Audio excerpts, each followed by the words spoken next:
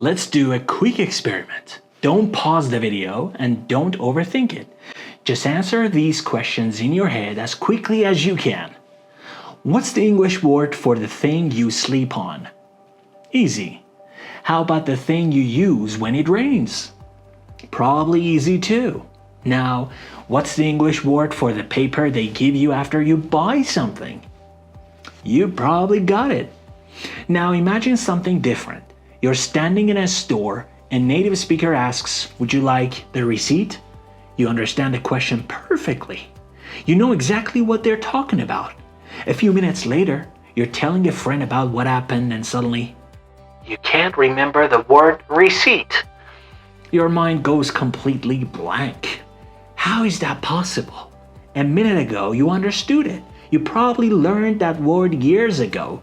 So why does your brain suddenly refuse to give it to you? Today we're going to answer that question, and I think the answer will completely change the way you think about speaking English. I'm Amin, your English teacher, and let's get started. You probably didn't forget the word.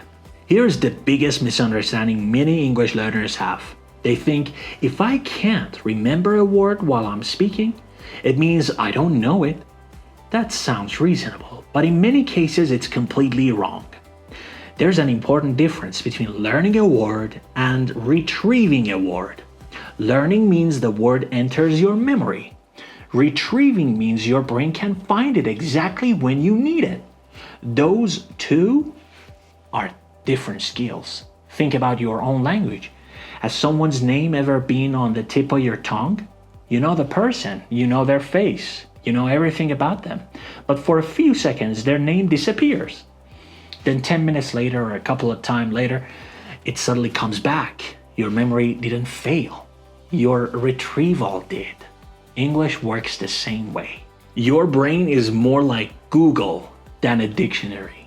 Most learners imagine vocabulary as a giant dictionary inside their heads. But that's not how the brain works. Your brain is much closer to a search engine. When someone asks you a question, your brain immediately starts searching. Sometimes the search is instant. Other times, it returns nothing. Not because the information isn't there, because the search wasn't successful. That's all. Think about Google. Have you ever searched for something using the wrong words? The information existed, you just couldn't find it. Your brain does something very similar. The word is often still there.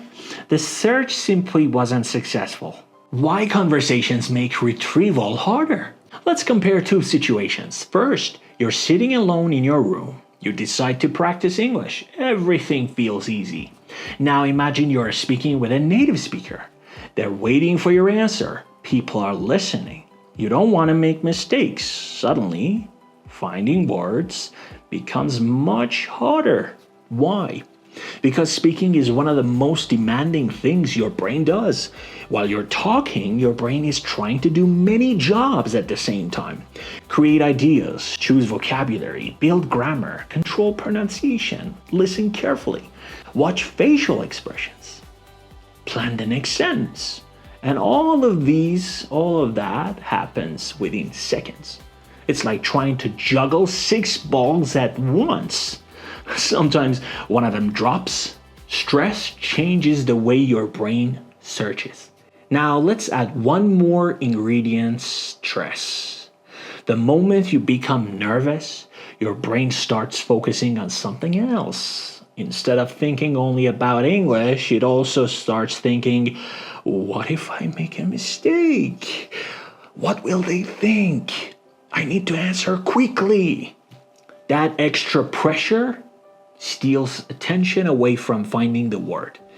The interesting thing is your vocabulary didn't suddenly disappear. Your brain simply had fewer mental resources available to search for it. That's why you sometimes remember the missing word 5 minutes later. The pressure is gone. Your brain relaxes and suddenly, there it is. Words aren't stored alone. Here's something very fascinating. Your brain doesn't store words as isolated pieces of information.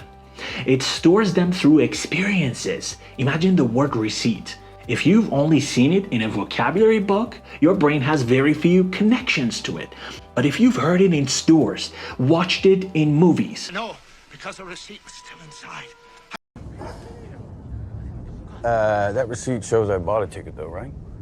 Can I have the receipt for my dinner with? used it in conversation, Hi, did you find everything you were looking for? Yes, thanks. Great. Would you like your receipt? Yes, please. Here you go. Keep the receipt in case you need to return anything. Thanks. Have a nice day. You too. and spoken it aloud several times, your brain creates many different pathways. The more pathways a word has, the easier it becomes to find. That's why learning vocabulary inside real conversations is much more powerful than memorizing long word lists. Native speakers forget words too. Here's something that surprises many learners. Native speakers forget words all the time. They say things like, what's the word? What's the word? Really, what's the word I'm thinking about? Yearns to hold that baby in her arms. And once those babies start to get... What's the word on these things shorting out? It's on the tip of my tongue. It's on the tip of my tongue. Well, it's on the tip of my tongue, I swear. It's on the tip of my tongue. What do you call it? As I was saying about that tie, kind of reminds me of one of those, what do you call it, ink blot tests. What do you call it? Takes away all my, what do you call it? That thing. What was that thing that you just said about the co-op word? The difference isn't that they have perfect memories. The difference is that they don't panic. That's all. They simply keep communicating. If they forget the word umbrella, they might sing the thing you use when it rains. If they forget receipt, they might say the paper they give you after you buy something. The conversation continues. Communication doesn't stop just because one word is missing.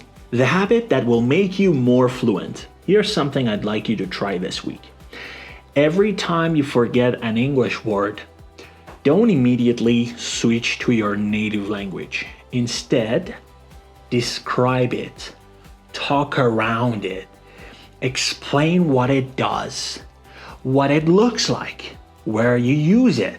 At first, it might feel a little awkward, but this is one of the most valuable speaking skills you can develop, because real fluency isn't about knowing every single word. It's about keeping the conversation alive.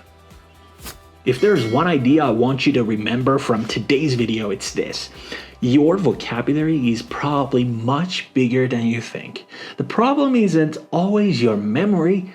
Very often it's your brain's ability to retrieve the right word at the right moment. And that's completely normal and natural.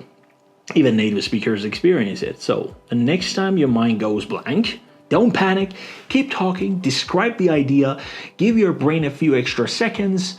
Most of the time, the word will find its way back to you, and that's what real fluency looks like. Not perfect English, confident communication. Thank you so much for watching. I'm Amin, and I'll see you in the next video.